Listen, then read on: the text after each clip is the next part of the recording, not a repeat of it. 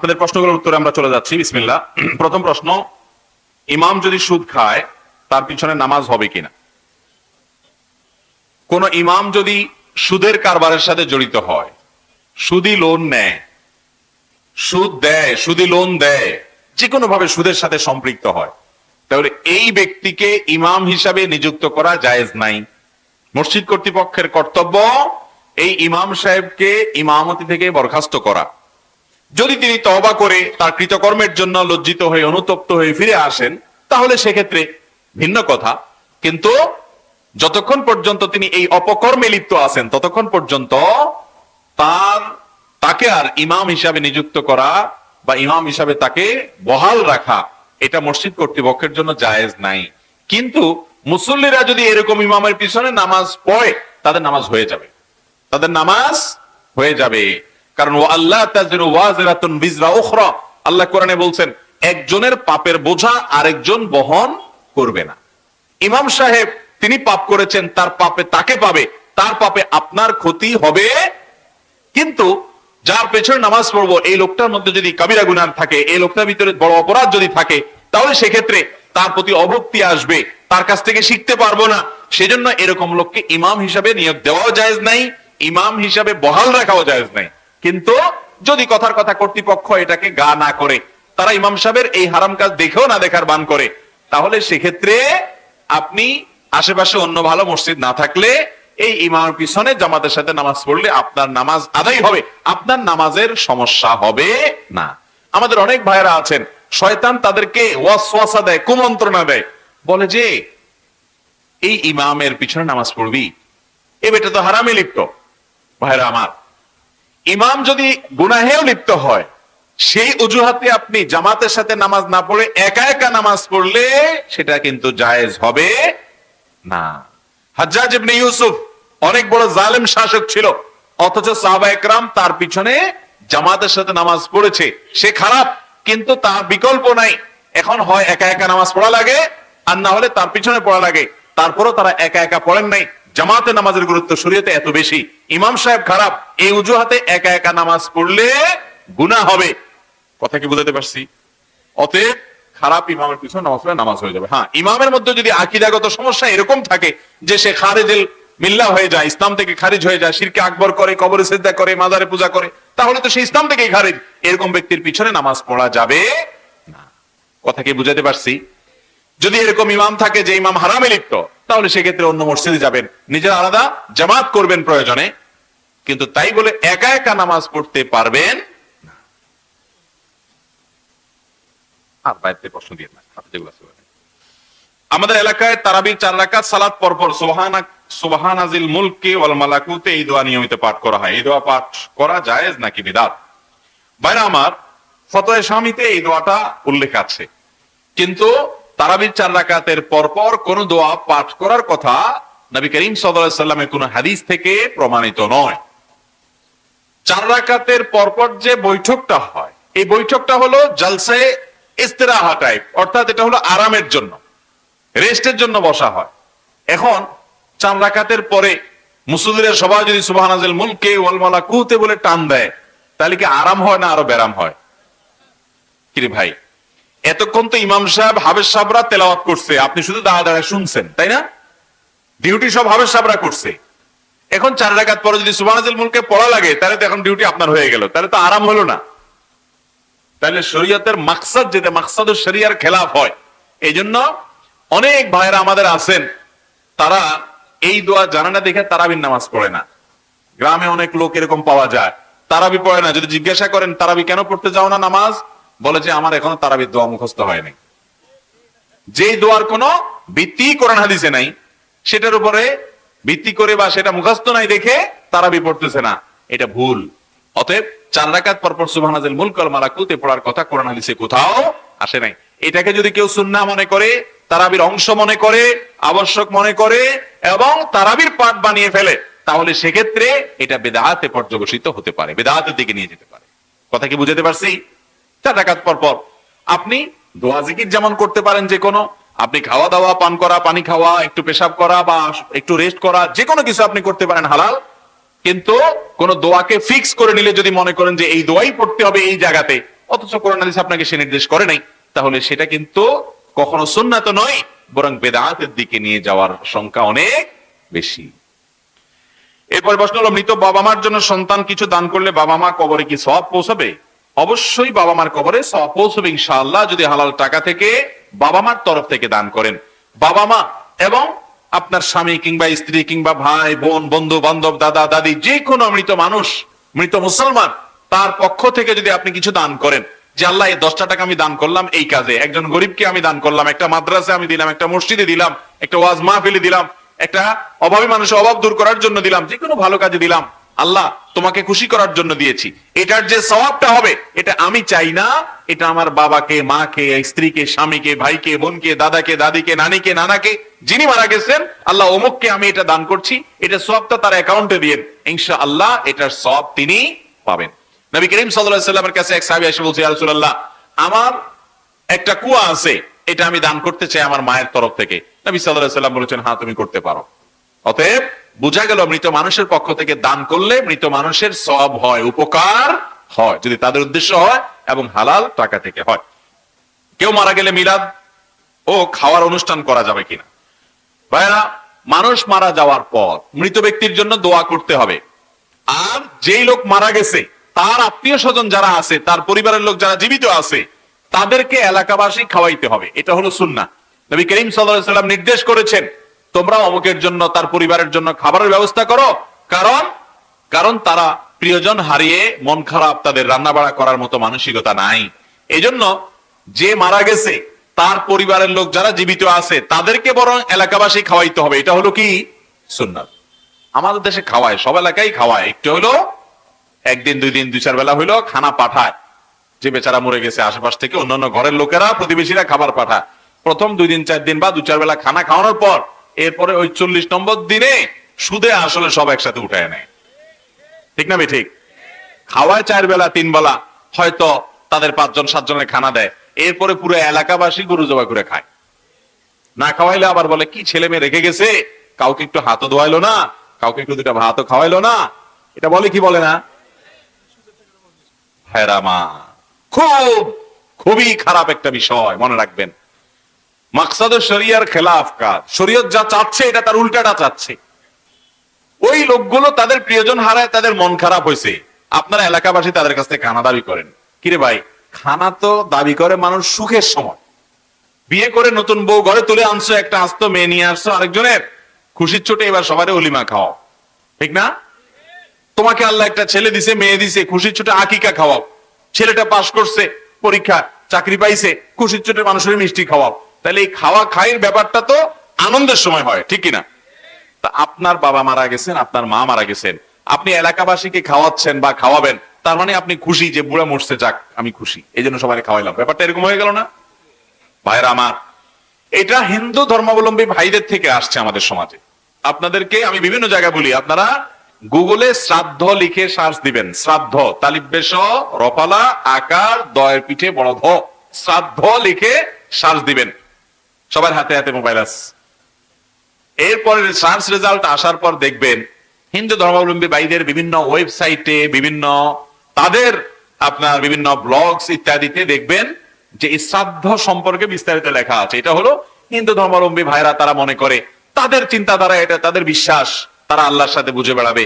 তারা মনে করে যে কোনো মানুষ মারা গেলে তার পক্ষ থেকে আত্মীয় স্বজন এলাকাবাসীকে খানা না খাওয়াইলে ওই লোকরে স্বর্গে খানা দেওয়া হয় না, এই জন্য তারা এটা করে। তো ওইটা কিভাবে জানি আমাদের মুসলমানদের মধ্যে ঢুকে গেছে, আমরা এটাকে সওয়াবের কাজ মনে করে এই খরচের খাবার, তারপরে যায় জিয়াফত, এই 40 মিলাদ নানা নামে আমরা করি। মৃত ব্যক্তির তরফ থেকে দান করা যায়, খানাও দান করা যায়, কিন্তু তার জন্য কোনো দিন নির্ধারিত, যেমন একদম ধরাবাধা করে নির্ধারণ করে এটা করতেই হবে, এলাকার মানুষকে খাওয়াইতে হবে, এরকমটি মনে করা যাবে। নবী করিম সাল্লাল্লাহু আলাইহি সাল্লাম মারা যাওয়ার পরে, মানুষ মারা যাওয়ার পরে যদি জিয়াফত খাওয়ানো, খরচের খানা খাওয়ানো, তারপরে আর কি বলে জানি, বিভিন্ন নাম আছে না, আপনাদের এলাকায় কি বলে এটা, 40 7 দিনা 3 দিনা যাই হোক, এই যে নাম দেয়, এগুলো যদি করাটা ইসলামে থাকতো তাহলে মুহাম্মদ সাল্লাল্লাহু আলাইহি সাল্লামের মৃত্যুর পর দুনিয়ার ইতিহাসের সবচেয়ে বড় জিয়াফত হইতো। কি বলেন? মদিনাতে সাহাবীরা বহু উট জবাই করে মানুষ খাওয়াইতো, ঠিক না? কিন্তু কোন জাল হাদিসও পাওয়া যায় না যে আমাদের নবীজির মৃত্যুর পর, ওয়াফাতের পর, তিনি দুনিয়া থেকে যাওয়ার পর সাহাবায়ে কেরাম পুরা মদিনাবাসীকে বা নিজেরা গরু জবাই করে খাইছেন, এরকম কোন কাজ করছেন বলে কোন জাল হাদিসও পাওয়া। তাহলে আমরা কোত্থেকে পাইলাম এটা? অতএব এগুলোর বিরুদ্ধে আমরা সোচ্চার হব তো ইনশাআল্লাহ। আপনি আপনার মৃত মা বাবার তরফ থেকে, একজন গরিব মানুষ তার বাড়িতে টিউবওয়েল নেই, মাশাআল্লাহ, আপনি সেখানে একটা টিউবওয়েল গেড়ে দেন। একজন গরিব মানুষ তার বাসায় আপনি এক বস্তা চাল কিনে দেন। আপনি একটা মাদ্রাসাতে কোন নির্মাণের কাজ চলে, সাদকায়ে জারিয়ামূলক কাজ, এটা সবচেয়ে দরকারি, সেখানে আপনি কয়টা ইট কিনে দেন, 2 বস্তা সিমেন্ট কিনে দেন, একটু রড কিনে দেন, কিছু টাকা কিনে দেন, টাকা দেন, মসজিদের মধ্যে কিছু সাদকায়ে জারিয়ামূলক খাতে দান করেন। এরকম কিছু করেন যেটা দীর্ঘদিন টিকে থাকবে, এর সব তিনি পেতে থাকবেন। একটা ফলদার গাছ লাগান মৃত বাবার তরফ থেকে, যে এই গাছের যত ফল হবে, ফসল হবে, ছায়া হবে, এখান থেকে মানুষ খাবে, পোকামাকড় খাবে, যত প্রাণী আল্লাহর খাবে এবং উপকৃত হবে, এর সব তিনি পেতে থাকবেন। আল্লাহ এটার সবটা আমি তার উদ্দেশ্যে করছি, সদকা জারিয়ামূলক কিছু করেন। এটা হলো সুন্দর। সেগুলোর খোঁজ খবর নাই। দেখা যায় ওই 40 দিন, 3 দিন, 7 দিন, কুলখানি, অমুকখানি, তমুকখানি, নিজেরা জিয়াফত খাওয়ার যত ধান্দাবাজি আমরা করি, ঠিক না ভাই? ঠিক। নাম হয় গরিবের খানা। কিসের গরিব? গরিবরে বলে তোমরা ফাঁকে থাক, দূরে বয়, চেয়ারম্যান সাহেব আসছে, খেয়ে যাক আগে, ঠিক না ভাই? ঠিক। এই সমস্ত অনুষ্ঠান এমন সুন্দর করে সাজায় গোজায় করে, এটা তো কোনো মানুষ মরা বাড়ি বোঝা যায় না, মনে হয় কোনো বিয়ের অনুষ্ঠান। আল্লাহ তাআলা আমাদেরকে হেদায়েত দান করুন। আবার কোন কোন এলাকা মৃত ব্যক্তির যে পরিত্যক্ত সম্পদ, ওইটা দিয়ে এই অনুষ্ঠান করে, সেটা তো আরো নাজায়েজ কথা। কারণ মৃত ব্যক্তি মারা যাওয়ার সঙ্গে সঙ্গে তার সম্পদের মালিক আর সে নাই, এখন কে মালিক হয়েছে? সব ছেলে মেয়ে ওয়ারিসরা হয়েছে। ওইটা দিয়ে আপনি কোনো কাহিনী মন গড়া করতে এমনিও পারবেন না। বাংলাদেশে যদি আকারে বেদাত সবচেয়ে বড় কোনটা, এটা বের করার চেষ্টা করা হয়, তো আমার মনে হয় সবচেয়ে বড় বেদাত যেটা বাংলাদেশে আকারে সব জায়গায় আছে, এটা হলো এটা। অনেক মানুষ নিজেও জানে যে এটা বেদাত বা এটা ইসলামে নাই, তারপরেও করতে বাধ্য হয়, কারণ না করলে এলাকার মানুষ দুর্নাম করে, বলে যে না, এই ছেলে মেয়েগুলো মানুষ না, বাপটা মরে গেল, মাটা মরে গেল, কাউকে দিলে ভাতও খাওয়ায়নি, এই কথার ভয়ে অনেকে এটা করে। আপনারা একটু খেয়াল করে দেখেন তো, আপনাদের এলাকায় হুজুররা কয়জনে এটা করে, একটু খেয়াল করে দেখেন তো। আপনার ইমাম সাহেবের বাবা মারা যাওয়ার পরে এরকম জিয়াফত দিয়া খাওয়া এরকম কয়জন আছে, বাইর করেন তো দেখি। অথচ 5 ওয়াক্ত নামাজ আপনিও পড়েন, ইমাম সাহেবও পড়ে, তাহলে বোঝা গেল এখানে একটু ভেজাল আছে। আল্লাহ তাআলা আমাদেরকে সঠিকটা বোঝার তৌফিক দান করুন। এরপরে প্রশ্ন হলো, ওযু ছাড়া সবসময় জিকির করা যাবে কিনা?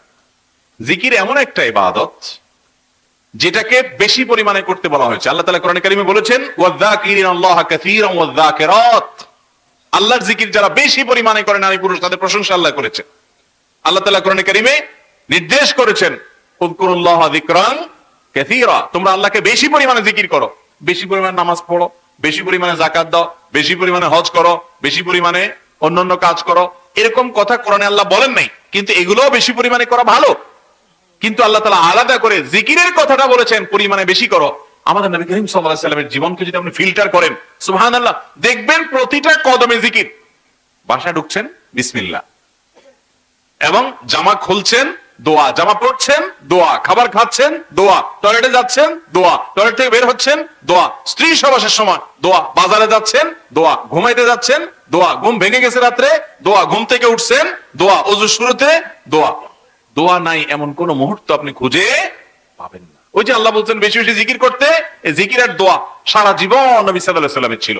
ভাইরা আমার, যেটা পরিমাণে সবচেয়ে বেশি করতে হয়, ওইটা যাতে সব সময় আমরা করতে পারি, এই জন্য আল্লাহ তাআলা জিকিরটাকে এত সহজ করে দিয়েছেন যে বান্দা সব সময় যেন আমার স্মরণ করতে পারে। এই জন্য জিকিরের জন্য ওযুও শর্ত না, বিনা ওযুতে জিকির করা যায়। ওযু সহ করতে পারলে অবশ্যই ভালো, কিন্তু ওযু না থাকলেও আল্লাহর জিকির করা যাবে। সুবহানাল্লাহ, আস্তাগফিরুল্লাহ, আলহামদুলিল্লাহ, আপনি যত রকমের জিকির আছে এগুলো বিনা ওযুতে করতে পারেন। এমনকি গোসল ফরজ হয়েছে, কোরআন তেলাওয়াত আপনি করবেন না, নিষেধ আছে হাদিসে, কিন্তু আল্লাহর জিকির এটা কিন্তু নিষেধ নেই। কথা কি বুঝাতে পারছি? মনে মনে জিকির, আপনি টয়লেটে মুখে জিকির করতে পারবেন না, মনে মনে জিকির করতে পারবেন। জিকির সর্বাবস্থায় করা যায় এমন একটা ইবাদত। মা বোনরা মাসিক অবস্থাতে কোরআন তেলাওয়াত করতে পারেন না, নামাজ পড়তে পারেন না, কিন্তু আল্লাহর জিকির করা নিষেধ না, জিকির করতে পারেন সব সময়। অতএব বেশি বেশি জিকির করার চেষ্টা করবো তো ইনশাআল্লাহ। আল্লাহর জিকির করলে কি হয় ভাই? আল্লাহর জিকির করলে নিজের অন্তরটা এটা সতেজ থাকে, তাজা থাকে, এটা প্রাণ চঞ্চল থাকে। নবী সাল্লাল্লাহু আলাইহি সাল্লাম বলেছেন, মাসালুল্লাযী ইয়াযকুর ওয়াল্লাযী লা ইয়াযকুর মাসালুল হাইয়্যি ওয়াল মাইয়্যিত। বুখারীর হাদিস। যে ব্যক্তি আল্লাহর জিকির করে আর যে আল্লাহর জিকির করে না, এদের উভয়ের মধ্যে পার্থক্য হলো জীবিত এবং মৃত মানুষের মতো। আল্লাহ তাআলা আমাদেরকে বুঝার তৌফিক দান করুন। এরপরে প্রশ্ন হলো, আমার বাবা অনেক রাগী মানুষ, প্রায় মাঝে মধ্যে আমার মাকে অকথ্য ভাষায় গালিগালাজ করে এবং কখনো কখনো আমার মাকে মারধরও করে। আমার বয়স এখন 18 বছর। এমত অবস্থা আমার করণীয় কি? দয়া করে কোরআন হাদিসের আলোকে বলবেন। ভাই, এই ধরনের পরিস্থিতিগুলো খুবই খুবই দুর্বিষহ এবং বিব্রতকর পরিস্থিতি। একদিকে বাপ, তার সাথে দুর্ব্যবহার করা যাবে না, আবার অপর দিকে মায়ের প্রতি অবিচার করছে সে, সেটাও সহ্য করা কঠিন হয়। সন্তান হিসেবে আমাদের কর্তব্য হলো, মার প্রতি যদি প্রহার করতে আসে, শারীরিকভাবে নির্যাতন করতে আসে বাবা, অবশ্যই ঢাল হয়ে বাধা দেওয়া, যে মারলে আমার গায়ে মারো, আমার গায়ে, মায়ের গায়ে মারবা না। এভাবে মাকে সেভ করার জন্য অবশ্যই সন্তান উদ্যোগ নেবে এবং ছুটাবার চেষ্টা করবে। কিন্তু তাই বলে বাপে মাকে মারছে এই জন্য পাল্টা যায় বাপেরও 2-4টা মারতে কিন্তু পারবে না, কারণ বাপ। একই কথা, মাও যদি কোনো অন্যায় করে তাই বলে মায়ের গায়ে হাত তুলতে সন্তান পারবে না। খুব ডেঞ্জারাস জায়গা। বলে তাহলে কি করব? তাহলে আপনি যেটা করবেন সেটা হলো, আশেপাশের আলেম ওলামাদেরকে জানাবেন, অন্যান্য আত্মীয় স্বজন মুরব্বীদেরকে জানাবেন, যাতে করে তারা ওনাকে শাসন করে, ওনাকে থামায়। প্রয়োজনে আপনি প্রশাসনের সহায়তা নিতে পারেন, যাতে করে ওনাকে বিরত রাখার জন্য উদ্যোগ নেয়। কিন্তু আপনি নিজে আপনার বাবার সাথে বেয়াদবি করার অধিকার আপনার, খবরদার। এটা বুঝতে হবে। মাকে আপনি সেভ করবেন, বাবাকে আপনি বুঝাবেন, নসিহত করবেন, অনুরোধ করবেন, অনুনয় করে বুঝাবেন, পায়ে পড়ে যাবেন, আল্লাহর ভয় দেখাবেন, অন্যদেরকে দিয়ে বুঝাবেন। তাই বলে আপনি নিজে কখনো বিচারের ভার হাতে নিতে পারবেন না।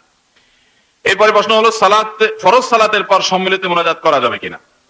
ভাইরা আমার, 5 ওয়াক্ত নামাজের পর সালাম ফেরানোর পর নবী করিম সাল্লাল্লাহু আলাইহি সাল্লাম আল্লাহ তাআলার কাছে বিভিন্ন দোয়া এবং জিকির নিবেদন করতেন। আস্তাগফিরুল্লাহ, আস্তাগফিরুল্লাহ, আস্তাগফিরুল্লাহ, আল্লাহুম্মা আনতাস সালাম ওয়া মিনকাস সালাম, তাবারাকতা ইয়া যাল জালালি ওয়াল ইকরাম। একবার সূরা ইখলাস, একবার সূরা ফালাক, একবার সূরা নাস তিনি পড়তেন। তিনি পড়তেন, লা ইলাহা ইল্লাল্লাহু ওয়াহদাহু লা শারীকা লাহু, লাহুল মুলকু ওয়া লাহুল হামদু ওয়া হুয়া আলা কুল্লি শাইইন কাদির। তিনি পড়তেন, লা ইলাহা ইল্লাল্লাহু মুখলিসিনা লাহুদ-দ্বীন ওয়ালাউ কারিহাল কাফিরুন। তিনি পড়তেন, আল্লাহুম্মা আইন্নি আলা যিকরিকা ওয়া শুকরিকা ওয়া হুসনি ইবাদাতিক। তিনি পড়তেন আয়াতুল কুরসি। তিনি পড়তেন সুবহানাল্লাহ 33 বার, আলহামদুলিল্লাহ 33 বার, 33 বার আল্লাহু আকবার, 34 নম্বর লা ইলাহা ইল্লাল্লাহু ওয়াহদাহু লা শারীকা লাহু লাহুল মুলকু ওয়া লাহুল হামদু ওয়া হুয়া আলা কুল্লি শাইইন কাদির। কোন কোন বর্ণনা আছে যে 33 বার সুবহানাল্লাহ, 33 বার আলহামদুলিল্লাহ, আর 34 বার আল্লাহু আকবার।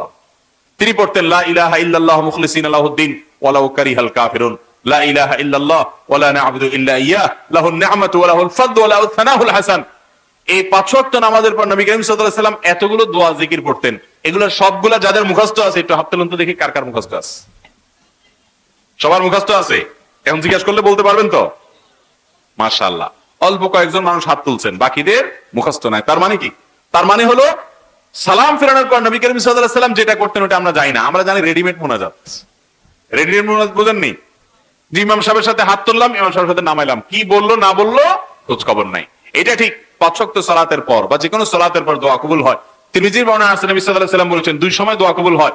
এক হলো ভোর রাতে, আরেকটা হলো প্রত্যেক নামাজের পর। এজন্য কারোর যদি আল্লাহর কাছে কিছু চাওয়ার থাকে, তিনি অবশ্যই আল্লাহর কাছে দোয়া করে চেয়ে নিতে পারেন। কিন্তু তাই বলে ইমাম সাহেব ট্র্যাডিশনাল মুনাজাত যেটা আমরা আজকে দেখি, সবাইকে নিয়ে হাত তুলে এভাবে দোয়া করবে। নবী করিম সাল্লাল্লাহু আলাইহি সাল্লাম 10 বছরে প্রায় 18,000 ওয়াক্ত নামাজের ইমামতি করেছেন মসজিদে নববীতে। তারপর 4 খলিফা মিলে 30 বছর ইমামতি করেছেন। সব মিলে প্রায় 80,000 বার ইমামতি করেছেন 4 খলিফা এবং নবী করিম সাল্লাল্লাহু আলাইহি সাল্লাম। ভাইরা আমার, এই দীর্ঘ এত হাজার হাজার বার ইমামতি করেছেন, যারা হাদিস সম্পর্কে ধারণা রাখেন, নবী করিম সাল্লাল্লাহু আলাইহি সাল্লাম জীবনে যদি 2-4 বারও সাহাবীদেরকে সাথে নিয়ে সালাম ফেরানোর পরে এই রেডিমেড মুনাজাত করতেন, তাহলে সেটা অগণিত হাদিসে বর্ণনা আসতো কি আসতো না? সাহাবীরা দেখা বলতেন না যে নবীজি নামাজের পরে সালাম ফিরালেন, এরপর তিনি আল্লাহুম্মা আনতাস সালাম বলার পর হাত তুললেন, আমরা সবাই হাত তুললাম, আমরা উনি নামালেন, আমরা সবাই নামাইলাম। যদি তিনি একবারও করতেন, এটা অসংখ্য বর্ণনায় আসতো কি আসতো না? কিন্তু এরকম কোন বর্ণনা তো পাওয়া যায় না। বর্ণনা পাওয়া যায় তিনি সালাম ফেরানোর পর ইস্তিগফার পড়তেন, আল্লাহুম্মা আনতাস সালাম পড়তেন, যে দোয়াগুলো এগুলো বলতেন, এরকম বিভিন্ন বর্ণনা আছে। কিন্তু এইভাবে ট্র্যাডিশনাল মুনাজাতের কথা নাই। যদি নবী করিম সাল্লাল্লাহু আলাইহি সাল্লাম ইবাদতের পর এই কাজটি এইভাবে না করেন, তো আমি কার অনুসরণ এটা করব? আমার কথা কি বুঝতে পারছেন? কার অনুসরণে করব আমি বলেন? ইবাদত করতে হবে কার পদ্ধতি অনুযায়ী? রাসূল সাল্লাল্লাহু আলাইহি ওয়াসাল্লাম নামাজ পড়ছেন না পড়েন নাই? এক দুইবার পড়ছেন? প্রতিদিন 5 ওয়াক্ত পড়ছেন না? 10 বছর ইমামতি করেছেন, এক ওয়াক্ত ইমামতি ছাড়া আরেকজন ইমামতিতে পড়েন নাই, নিজেই ইমামতি করেছেন। তাহলে তিনি ইমামতি করে সালাম ফিরানোর পর কি করছেন বর্ণনা আসছে। তিনি ব্যক্তিগতভাবে কি করছেন, টয়লেটে কিভাবে পরিচ্ছন্ন হয়েছেন, স্ত্রীর সাথে একান্তে কিভাবে তিনি কথা বলেছেন, তার সবগুলোর বিবরণ হাদিসে আসছে। কোন এক যুদ্ধে ফজর নামাজের পরে মুখে বিড়বিড় করে কিনা একটা দোয়া পড়ছেন, সাহাবীরা সাথে সাথে ধরে ফেলছেন, ইয়া রাসূলুল্লাহ আপনি কি দোয়া পড়ছেন বিড়বিড় করে, আমাদেরকে শিখিয়ে দেন। তারা এতটা উদ্গ্রীব ছিলেন। তো সালাত 5 ওয়াক্ত সালাতের পর এইভাবে যদি সবাইকে নিয়ে হাত তুলে মুনাজাতের এই কাজটা তিনি যদি 2-4 বারও করতেন, একবারও যদি করতেন, অসংখ্য হাদিসে তার বর্ণনা থাকতো। অথচ দেখান তো দেখি এরকম আরেকটা হাদিস যে নবী সাল্লাল্লাহু আলাইহি ওয়াসাল্লাম এভাবে সবাইকে নিয়ে নামাজের পর মুনাজাত করেছেন। যদি না করেন বা প্রমাণ না হয় তো আমি কার অনুসরণ করার জন্য এটা করব? আল্লাহ তাআলা আমাদেরকে সুন্নাহ অনুসরণ করার তৌফিক দান করুন। আমাদের দেশের 99% মানুষ প্রায় 5 ওয়াক্ত নামাজের পরে দোয়া জিকির গুলো জানে না। জানে হলো রেডিমেড মুনাজাত, সুন্নাত জানে না। আমি সেটাকে বিদআত বলতে যাচ্ছি না। যদি কেউ এটাকে সালাতের অংশ মনে না করে, আবশ্যক মনে না করে, তাহলে সেক্ষেত্রে এটা বিদআত বলতে পারবো না। কিন্তু যেভাবে এটাকে সিস্টেম বানিয়ে ফেলা হয়েছে আমাদের দেশে, কোন ইমাম সাহেব যদি ভুলেও একদিন বাদ দেয়, ইমামের খবর আছে, ঠিক না বেঠিক? তাহলে বোঝা গেল এটাকে আর সাবা মানে এটা শুধুমাত্র এমনিতে এমনিতে করা হয় সেই হিসাবে মনে করা হয় না, বরং এটাকে আবশ্যক মনে করা হয়, ঠিক না বেঠিক? মুনাজাত তো করতে হবে আল্লাহর সাথে, এই সালাতটাই তো মুনাজাত। সহিহ মুসলিমের হাদিসে আছে নবী সাল্লাল্লাহু আলাইহি ওয়াসাল্লাম ইবাদত নামাজটাকে বলছেন এটা হলো মুনাজাত মা আল্লাহ, আল্লাহর সাথে কানাঘুষা করা, কথা বলা। আপনি নামাজের মধ্যে কি করেন খেয়াল করেন তো একটু। ইয়্যাকা না'বুদু ওয়া ইয়্যাকা নাস্তাঈন, আল্লাহ তোমার ইবাদত করি, এই যে আল্লাহর সাথে কথা বলতেছেন। ইহদিনাস সিরাতাল মুস্তাকিম, আল্লাহ সঠিক পথ দেখাও, দোয়া শুরুতে দোয়া, আর মাঝখানে তাসবিহ করতেছেন, তাসবিহ থেকে তারা প্রশংসা করতেছেন, সিজদা থেকে উঠে আবার বসে আল্লাহুম্মা ফিরলি ওয়ারহামনি ওয়াহদিনি ওয়াআফিনি ওয়ারফানি ওয়াজবুরনি ওয়ারযুকনি দোয়া করতেছেন। আল্লাহ ক্ষমা করেন, রিজিক দেন, মাফ করেন, দোয়া করতেছেন। আবার সিজদা গিয়ে তাসবিহ পেশ করতেছেন, উঠে বসে আত্তাহিয়াতু লিল্লাহ, আল্লাহর প্রশংসা করে তাহিয়া নিবেদন করে এরপরে বলতেছেন আসসালামু আলাইনা ওয়া আলা ইবাদিল্লাহিস সালিহিন, আল্লাহ শান্তি আমার প্রতি বর্ষিত হোক, আপনার সব নেককার বান্দাদের প্রতি বর্ষিত হোক, দোয়া।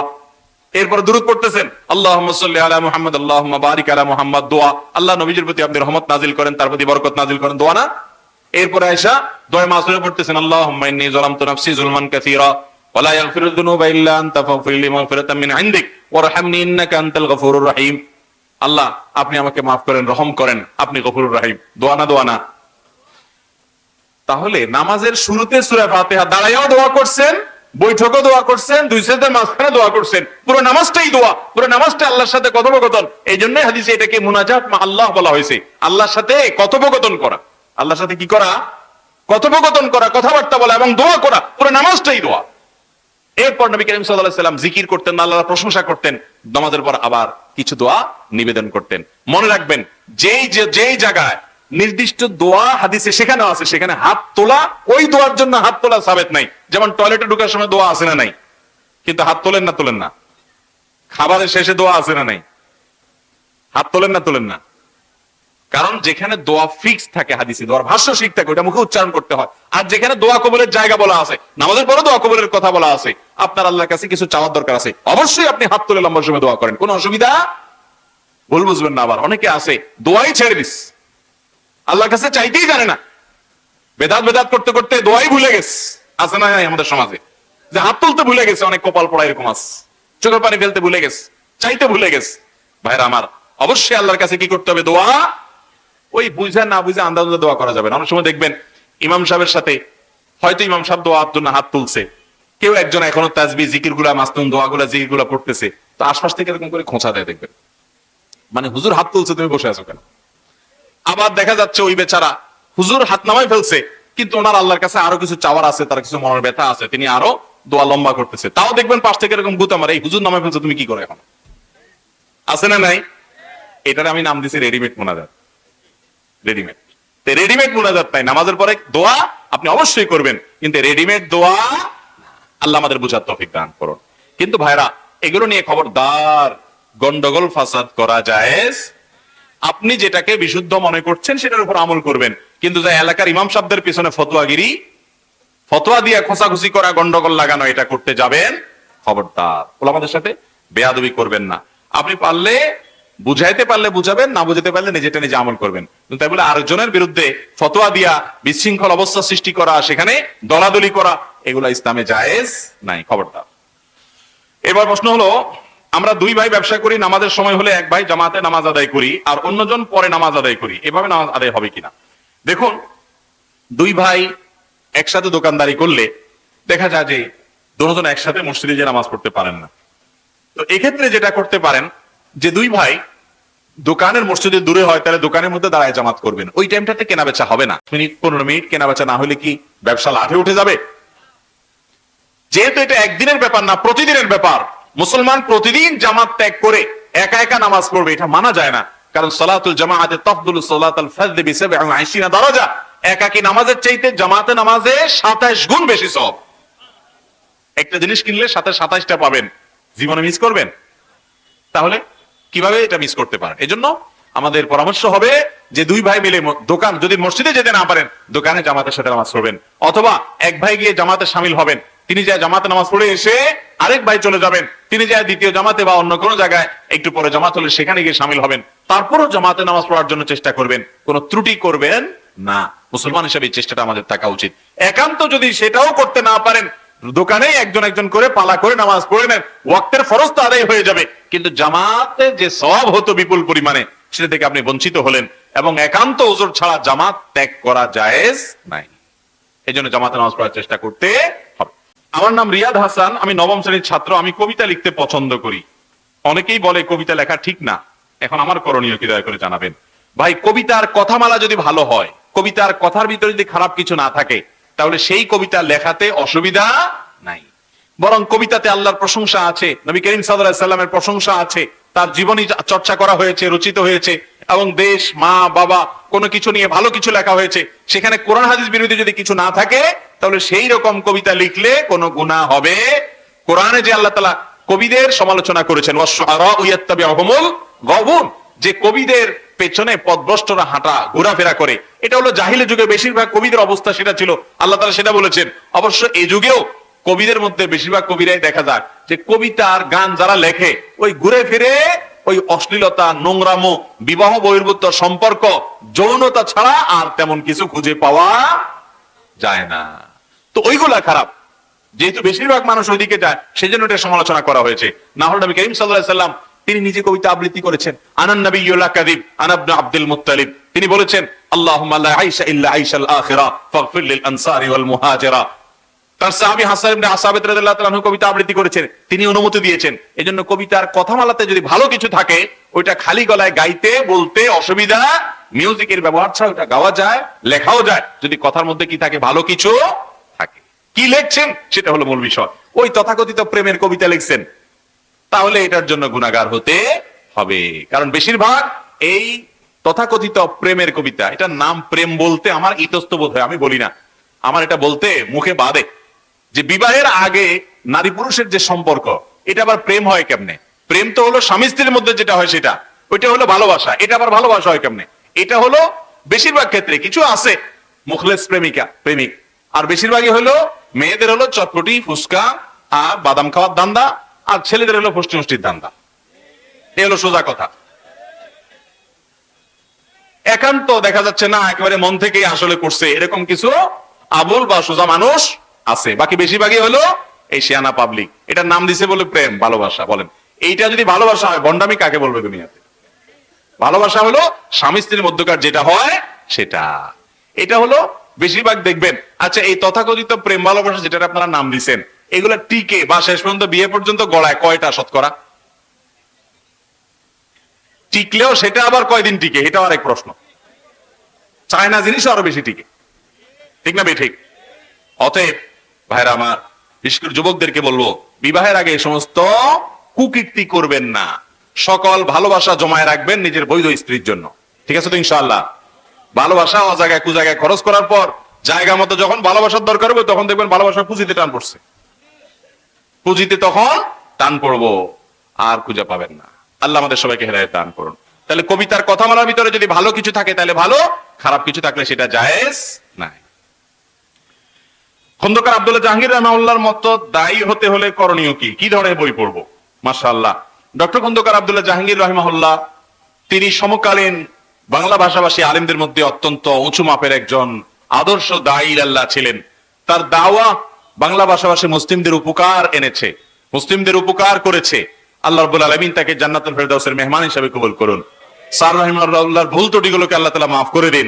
স্যার উদার চিন্তা লালন করতেন, সকল মুসলিম ভাইকে ভালোবাসতে জানতেন, কারোর প্রতি কোনো বিদ্বেষ শত্রুতা সচরাচর দলবাজি গ্রুপবাজি করে তিনি করতেন না। তো তার মতো দায়ী হওয়ার জন্য প্রথমত স্যারের বইগুলো পড়বেন, স্যারের বইগুলো পড়বেন, স্যারের বক্তব্যগুলো শুনবেন, তাহলে তিনি কি চিন্তাধারা লালন করতেন সেটা আপনার বুঝতে সুবিধা হবে। আল্লাহ রাব্বুল আলামিন শুধু তিনি নন, বাংলাদেশে তার মতো অথবা তার চেয়ে তার উপকারী অনেক আলেম আছেন, অনেক দায়ী আছেন। আল্লাহ তাআলা এরকম উপকারী আলেম এবং দায়ীদের সংখ্যা আরো বাড়িয়ে দেন। আমাদের সবাইকে সেরকম ভালো মানুষদের মতো মানুষ হওয়ার তৌফিক দান করেন। আল্লাহর কাছে মানুষ একান্তে এক একজন এক একটা জিনিস চায় না। আমি আল্লাহর কাছে প্রায় সময় চাই, বিশেষ করে উমরাতে গেলে, হজে গেলে, আমার চাওয়ার যে তালিকা লিস্ট থাকে এর মধ্যে এটা থাকে যে আল্লাহ আপনি আব্দুল্লাহ জাহাঙ্গীর আল্লাহর মতো আখলাক, তার মতো উন্নত ব্যবহার আচরণ, সকল মুসলিম মিল্লাতের জন্য তার যে দরদি চিন্তা চেতনা, আল্লাহ এটা আপনি আমাকে দান করেন। একবারে সত্যি সত্যি আমার ভিতরে যেন এটা পরিপূর্ণ মাত্রা চলে আসে। এই জন্য আল্লাহ তাআলা আমাদের সবাইকে, শুধু তিনি নন, আরো যে সমস্ত উলামায়ে কেরাম দেশে দীর্ঘকাল কাজ করেছেন, করে চলেছেন, আল্লাহ তাআলা তাদের ভালো গুণগুলো আমাদেরকে অর্জন করার তৌফিক দান করুন। সাইয়্যিদুল ইস্তিগফার পড়লে কি কি লাভ হয় জানালে উপকৃত হব। ভাইরা আমার, সাইয়্যিদুল ইস্তিগফার মানে হলো সকল ইস্তিগফারের মধ্যে শ্রেষ্ঠ ইস্তিগফার। সাইয়্যিদুল ইস্তিগফার মানে হলো আল্লাহর কাছে মাপ চাওয়ার শ্রেষ্ঠ এবং সবচেয়ে উত্তম দোয়া। বলে দিব কোনটা? আল্লাহুম্মা আনতা রাব্বি, হে আল্লাহ আপনি আমার রব, লা ইলাহা ইল্লা আন্ত, আপনি ছাড়া সত্যিকার কোনো মাবুদ নাই। আল্লাহুম্মা আনতা রাব্বি লা ইলাহা ইল্লা আন্ত খালাকতানি, আপনি আমাকে সৃষ্টি করেছেন। ওয়া আনা আবদুকা, আমি আপনার গোলাম। ওয়া আনা আলা আহদিকা ওয়া ওয়া'দিকা মাসতাতা'তু, আপনার সাথে যে আমার কমিটমেন্ট, আপনার গোলামি দাসত্ব করার, আপনাকে রব হিসাবে মেনে নেওয়ার, একত্ববাদের যে স্বীকারোক্তি আমি দিয়েছি, এর উপর আমি যতটুকু সম্ভব থাকার চেষ্টা করেছি। আউযু বিকা মিন শাররি মা সানাতু, কিন্তু এরপরও আমার দ্বারা কিছু অপকর্ম হয়ে গেছে, সেগুলোর ক্ষতি থেকে আমি আপনার কাছে পানা চাই, তার জন্য আমার জন্য কোনো ক্ষতি না হয়, শাস্তি না হয়। আউযু বিকা মিন শাররি মা সানাতু আবুউ লাকা বিনি'মাতিকা আলাইয়া, আপনি আমার প্রতি নিয়ামত দিয়েছেন, আমি স্বীকার করি। ও আবুউ লাকা বিযামবি, আমি আবার অনেক পাপ করেছি, সেটাও স্বীকার করি। ফাগফিরলি, অতএব আমাকে মাফ করে দেন। ফাইন্নাহু লা ইয়াগফিরুয যুনুবা ইল্লা আন্ত, কারণ আপনি ছাড়া কেউ কোনো পাপ অপরাধ মাফ করতে পারেন না। এটা হলো সাইয়্যিদুল ইস্তিগফার। এই ইস্তিগফারের ফজিলত কি? এর ফজিলত হলো নবী করিম সাল্লাল্লাহু আলাইহি সাল্লাম বলেছেন, যদি কেউ সকাল বেলায় এই সাইয়্যিদুল ইস্তিগফার, সবচেয়ে ক্ষমা চাওয়ার সবচেয়ে শ্রেষ্ঠ দোয়াটা পাঠ করে সকালে, এবং ইয়াকিনের সাথে পাঠ করে, বিশ্বাসের সাথে পাঠ করে, তাহলে সারা দিনের মধ্যে যদি কখনো তার মৃত্যু হয়, তাহলে সে ব্যক্তি আহলুল জান্নাহ বা জান্নাতবাসীদের অন্তর্ভুক্ত হবে। সন্ধ্যার সময় যদি এই দোয়া কেউ পড়ে এরকম বিশ্বাসের সাথে, ইয়াকিনের সাথে, তাহলে সেক্ষেত্রে ওই রাতের ভিতরে যদি তার মৃত্যু হয়, সেও আল্লাহ রাব্বুল আলামিনের কাছে জান্নাতবাসী হিসাবে যাবে ইনশাআল্লাহ। অতএব সাইয়্যিদুল ইস্তিগফার পড়বো তো ইনশাআল্লাহ। সাইয়্যিদুল ইস্তিগফার এটা আমাদের মধ্যে একেবারে মুখস্থ হয়ে যাওয়া উচিত, বারবার বারবার করে আমাদের পড়া উচিত। এরপর প্রশ্ন হলো, অনেকে মানত করেন যে আমার পছন্দের দল কাপ না জিতলে আমি বিবাহ করব না, এই জন্য অনেকে বছরকে বছর না বিবাহ করা ছাড়া থাকেন। ইসলামের দৃষ্টিতে জায়েজ আছে কিনা? ভাইরা আমার, গতকালকে এক ভাই এই প্রশ্নটা কোথায় যেন করেছেন, উত্তর দেওয়া হয় নাই। দেখুন, কপাল পোড়া কাকে বলে, কত প্রকার এবং কি কি, এটা দেখার জন্য পৃথিবীর যেই দেশে যেতে হবে তার নাম বাংলাদেশ। মানে এরকম সন্ন ছাড়া কপাল পোড়া, এরকম অর্থহীন কাজ করা মানুষ দুনিয়ার আর কোন দেশে আছে বলে আমার মনে হয় না। কোথাকার কোন দেশ খেলতেছে, সে দেশের সাথে আমার দেশের না কোনো সম্পর্ক আছে, না তাদের দূতাবাস আছে, হয়তো ওই দেশের খেলোয়াড়রা আমার দেশের নামও জীবনে শুনে নেই, কিন্তু তাদের জন্য আমরা শহীদ হয়ে যেতেছি, তাদের জন্য এই বেটা বিয়ে পর্যন্ত ছেড়ে দিস। কত বড় কপাল পোড়া চিন্তা করেন। নিজে বিয়ে করবে, সওয়াব হবে, চরিত্র হেফাজত হবে, সেটা না করে ও কাপ জিতলেই আমার কি, না জিতলেই আমার কি। বিশেষ করে যখন কেউ মুশরিক হয়, অমুসলিম হয়, আল্লাহদ্রোহী হয়, তখন তার জন্য অন্তরে এত ভালোবাসা দেওয়া, এটা ঈমানের দুর্বলতার লক্ষণ, ঈমানের দুর্বলতার লক্ষণ। অতএব এইরকম কাজ নাজায়েজ। যদি কেউ এরকম সংকল্প করে থাকেন, তাহলে তার সেই সংকল্প ভাঙা বরং ওয়াজিব। এই সংকল্প ভঙ্গ করা কি? উল্টাপাল্টা সংকল্প করলে সেটা রক্ষা করা ইসলামে জায়েজ নাই। সে কাপ না পাইলে আপনি বিয়ে করবেন না, মানে এর চেয়ে বড় পাগলামি, এর চেয়ে বড় মানে নির্বুদ্ধিতার কাজ আর কি হতে পারে দুনিয়াতে বলেন? আল্লাহ তাআলা আমাদের ভাইদেরকে হেদায়েত দান করুন, বুঝার তৌফিক দান করুন। আপনি এইভাবে যা খুশি তা করবেন, আল্লাহর কাছে এগুলোর জন্য জবাবদিহি করতে হবে। মানুষ মারা যাওয়ার পর থেকে কিয়ামতের মাঠ কায়েম হওয়ার আগ পর্যন্ত কবরে জান্নাতি এবং জাহান্নামীদের কি অবস্থায় রাখা হয়? ভাইরা আমার, আযাবুল কবরি ওয়া নাঈমুহু হাক্কুন। আহলুস সুন্নাহ জামাতের আকীদা হলো কবরের আযাবও সত্য, কবরের নেয়ামত দেওয়া হয় সেটাও কি সত্য। আমাদের দেশে কিছু লোক বাইর হয়েছে ইদানিং, যারা কোরআনে কারীম থেকে কিছু পাইলে শুধু সেটা গ্রহণ করবে, হাদিসের থেকে কিছু প্রমাণ হলে ওনারা সেটা গ্রহণ করবেন না। ওনারা নিজেদেরকে আহলে কোরআন দাবি করে, এরা আসলে আহলে কোরআন না, এরা হলো মুনকিরে হাদিস। আহলে কোরআন যদি হইতো, কোরআনের অনুসারে যদি হইতো, তো কোরআনে আল্লাহ তাআলা তার রাসূলকে বলেছেন, হে রাসূল, আপনার প্রতি জিকির অর্থাৎ কোরআন নাজিল করা হয়েছে লিতুবাইয়িনা লিন-নাসি মা নুজিলা ইলাইহিম, যাতে করে আপনার কাছে যে নাজিল হয়েছে এই কোরআন আপনি মানুষকে ব্যাখ্যা করে করে বুঝাই দিতে পারেন। আল্লাহ তাআলা নবীজিকে দায়িত্ব দিয়েছেন যে কোরআনকে ব্যাখ্যা করে বিশ্লেষণ করে বুঝাই দিবেন। এই কোরআনের যে ব্যাখ্যার বিশ্লেষণ তিনি করেছেন এটাই হলো হাদিস। অতএব এটাকে যদি সে অস্বীকার করে তাহলে সে কোরআনকে অস্বীকার করলো। কোরআন আপনি কোত্থেকে পাইছেন? আসমান থেকে জিবরিল এসে আপনারা দিয়ে গেছে? সাহাবীদের মাধ্যমে, তাবিদের মাধ্যমে আপনি কোরআন পাইছেন, ঠিক না বেঠিক? যেই ধারায় আপনি কোরআন পেয়েছেন, যে পাইপলাইন থেকে কোরআন এসেছে, একই পাইপলাইন থেকে হাদিসও এসেছে। হ্যাঁ, হাদিসের ভিতরে শুদ্ধ অশুদ্ধ আছে। এখন আপনি বলবেন যে শুদ্ধ অশুদ্ধ আমি কিভাবে বুঝবো? এই সম্পর্কে মুহাদ্দিসিনে কেরাম কি করেছেন এই ব্যাপারে যদি আপনার সাধারণ কিছু ধারণাও হয়, তাহলে আপনি বুঝবেন যে সেটাকে দিনের আলোর মতো কিভাবে পরিষ্কার করেছেন, সাদা থেকে কালোকে কিভাবে পার্থক্য করেছেন তারা। অতএব হাদিস অস্বীকার করা গোমরাহি ছাড়া আর কিছু নয়। তবে কবরের আযাবের বিষয়টা শুধু হাদিস দ্বারা প্রমাণিত নয়, কোরআন থেকেও প্রমাণিত। আল্লাহ রাব্বুল আলামিন ইরশাদ করেছেন যে ফেরাউনের অনুসারী এবং ফেরাউনের বংশের যারা, ফেরাউন সহ তাদের সম্পর্কে আল্লাহ রাব্বুল আলামিন বলেছেন যে তাদেরকে আন-নারু ইউরাদুনা আলাইহা গুদুওয়া ওয়া আশিয়া, সকাল সন্ধ্যায় তাদেরকে আযাব দেওয়া হয়, শাস্তি দেওয়া হয় তাদের কুফরির কারণে।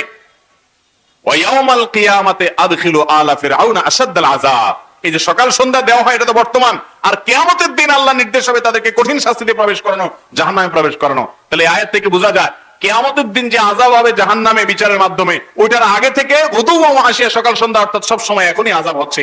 এই আয়াত হলো কবর আযাবের সবচেয়ে স্পষ্ট প্রমাণ। এছাড়া বহু হাদিস এটার সপক্ষে আছে। অতএব এটাকে অস্বীকার করা মূর্খতা ছাড়া কিছু হতে পারে। আল্লাহ আমাদেরকে বুঝার তৌফিক দান করুন। এখন কত লোক কবরে আবার একটা মানুষ মাটির সাথে মিশে গেলে তাকে আবার আযাব কিভাবে দেয়? তার ধ্বংস, তার শরীরটা ধ্বংসাবশেষ হয়ে মাটির সাথে বালুর সাথে মিশে যদি একাকার হয়ে যায়, আল্লাহ তাআলা চাইলে ওর ভিতরে স্বাদ, তৃপ্তি ভোগ করার, কষ্ট বা আপনার পুরস্কার, এটা নেয়ামত ভোগ করার মতো ক্ষমতা আল্লাহ চাইলে দিতে পারেন কি পারেন না? আপনার শরীরটা তো মাটি থেকে তৈরি করেছেন, এই শরীরের ভিতরে যদি আল্লাহ ভোগ করার ক্ষমতা দেন, সেটা শাস্তি হোক আর পুরস্কার হোক, তাহলে তার ধ্বংসাবশেষ মাটির সাথে মিশলেও ওখানেও আল্লাহ তাআলা সেটা ভোগের ক্ষমতা দিতে পারেন। তিনি আলী, তিনি কাদির, সবকিছু করতে সক্ষম। বিধায় যারা এটা ঈমান এটার উপর রাখে না, তারা মূর্খতা ছাড়া আর কিছু তাদের মধ্যে নাই। আহলুস সুন্নাহ জামাতের আকীদা সর্বজন স্বীকৃত আকীদা বিশ্বাস, এটি যেটি কোরআন দ্বারা প্রমাণিত।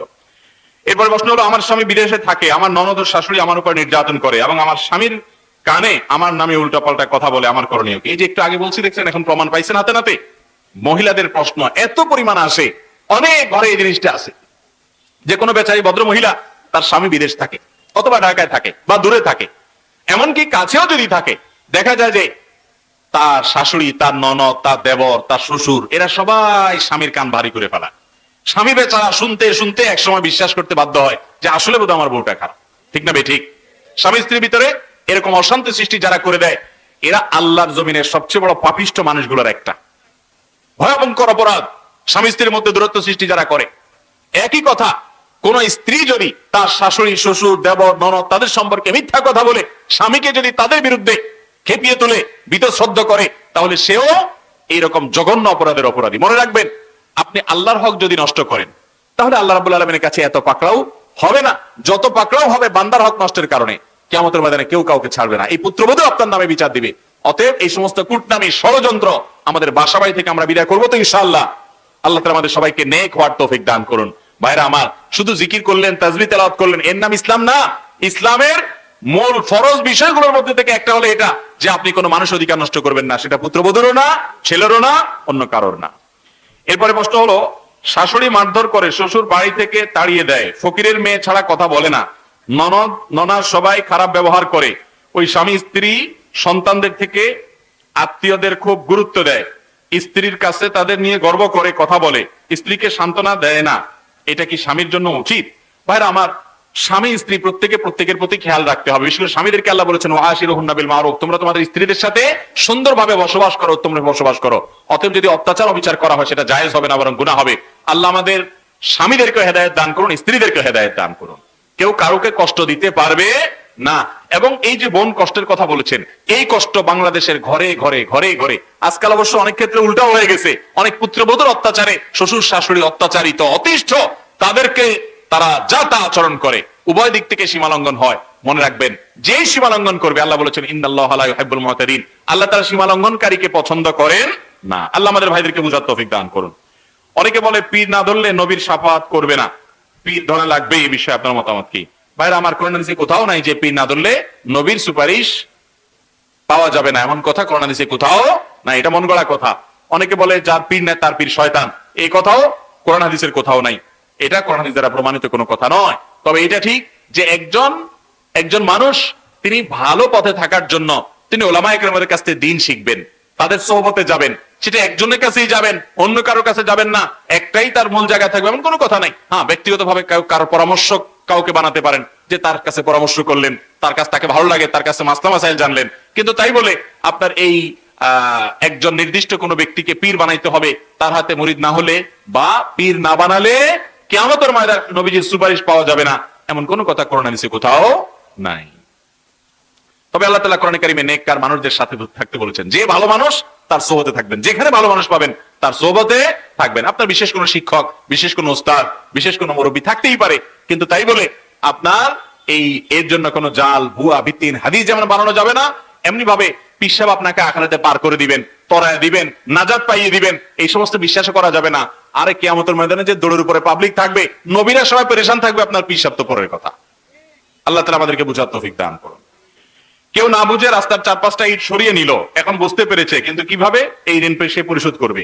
রাস্তার ইট যদি সরায় না, এটা তো সরকারি জিনিস, তাহলে সেক্ষেত্রে আবার যে কয়টা ইট সরাইছেন ওই কয়টা ইট এনে রাস্তায় বসাই দিবেন, অথবা যখন রাস্তার আপনার কোথাও এরকম গর্ত টর্ত হবে সেখানে সেটা ব্যবহার করে দিবেন, যে কোনো ভাবে হোক। যদি ওইটা সরকারি হয় তাহলে সরকারি খাতে ঢুকাবেন, আর যদি কন্ট্রাক্টরের হয়, যে কন্ট্রাক্টর কাজটা নিছে, তাহলে ওই কন্ট্রাক্টরকে ওইটা বুঝাই দিতে হবে। আর যদি বুঝাই দেওয়ার মতো সুযোগ না থাকে, তাহলে সেক্ষেত্রে ওই পরিমাণ টাকা আল্লাহর রাস্তায় ওই ব্যক্তির তরফ থেকে দান করে দিবেন। কিন্তু দিতে হবে, দেওয়ার আগ পর্যন্ত মাফ হবে। মানুষের হক যারা মেরে খাচ্ছেন তারা বুঝবেন কিয়ামতের ময়দানে পাই পাই করে হিসাব দিতে হবে। আল্লাহ তাআলা আমাদেরকে বুঝার তৌফিক দান করুন। বাচ্চারা পেশাব কাপড়ে বা শরীরে লাগলে ভুলে সে পেশাব নিয়ে নামাজ আদায় করার পর মনে হলো যে শরীর বা কাপড়ে পেশাব লেগেছিল, সেক্ষেত্রে কি পুনরায় নামাজ আদায় করতে হবে? জি, আপনি নামাজ পড়ছেন, একটু পরে দেখলেন যে হ্যাঁ আপনার পেশাব রয়ে গেছে, আপনি ভুলে করেছেন, ওই অবস্থা নামাজ পড়ে ফেলেছেন, তখন আপনি ওই পোশাক পরিবর্তন করে বা পেশাব ধুয়ে নতুন করে আপনি ওই নামাজটা পড়ে ফেলবেন। যেহেতু আপনি ভুলে এই কাজটি করে ফেলেছেন, দেখছেন, সালাম ফিরেছেন, তারপরে আপনি দেখেছেন সাথে সাথে বা পরক্ষণে, তাহলে আপনি করবেন।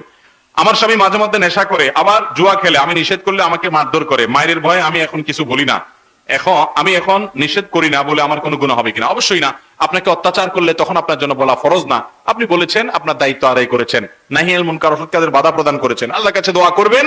এরপরে আপনাকে আল্লাহ বাধ্য করেন নাই, লা ইউকাল্লিফুল্লাহু নাফসান ইল্লা উসআহা, সাধ্যের বাইরে আল্লাহ কিছু করতে কাউকে বলেন নাই। আপনি বলছেন, এখন বলতে গেলে আপনাকে মায়ের দেয়, অত্যাচার করে, তাহলে আপনি অত্যাচার থেকে বাঁচার জন্য না বললে আপনার কোনো গুনাহ হবে না ইনশাআল্লাহ।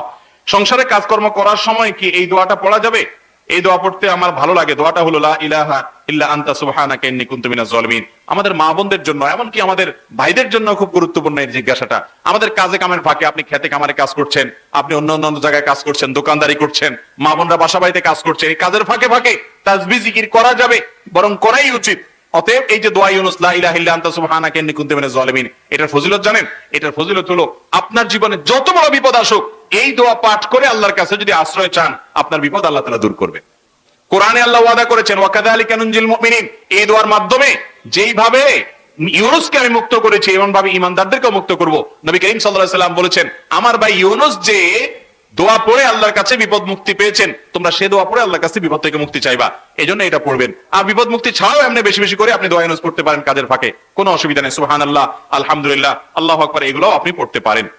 মাজার কেন্দ্রিক মেলায় গিয়ে কেনাকাটা শরিয়ার হুকুম কি? যদিও আমি মাজারে শিরক করি না, কিন্তু এখানে কেনাকাটা করলে পাপ হবে কিনা?